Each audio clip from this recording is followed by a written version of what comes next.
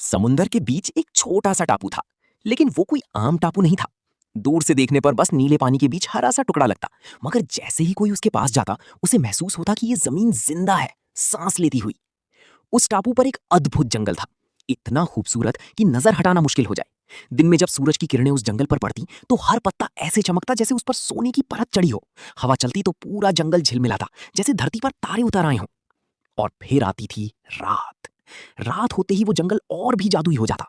पेड़ों के पत्ते, बेलें और विशाल विशाल फूल खुद ब खुद चमकने लगते। कोई नीली रोशनी बिखेरता, कोई हरी, तो कोई हल्की गुलाबी चमक से जगमगाता। ऐसा लगता जैसे अंधेरे ने हार मान ली हो और रोशनी ने जंगल को अपनी गोद में ले लिया हो।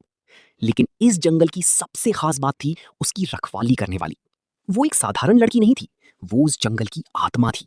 उसका शरीर पूरी तरह हरियाली से बना था, उसके बाल लताओं जैसे, त्वचा कोमल हरे पत्तों जैसी और आंखें गहरी शांत धरती जैसी। जहां वो कदम रखती वहां नए फूल खिल उठते, जहां वो हाथ फेरती सूखे पेड़ फिर से हरे हो जाते। दिन में वो समुद्र के किनारे खड़ी लहरों को देखती रहती और रात में पूरे जंगल में घूमकर उसकी चमक को जिंदा रखती। लोग उसे हरित रक्षक कहते थे।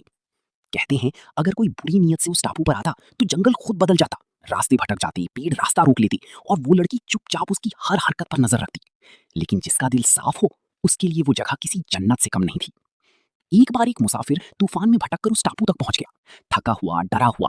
लेकिन जैसे ही उसने जंगल में कदम रखा, उसने देखा कि रात में भी चारों तरफ रोशनी फैली हुई है। और फिर उसने उसे देखा, वो लड़की समुंदर के बीच से उभरती हुई, जैसे खुद प्रकृति ने इंसान का रूप ले लिया हो।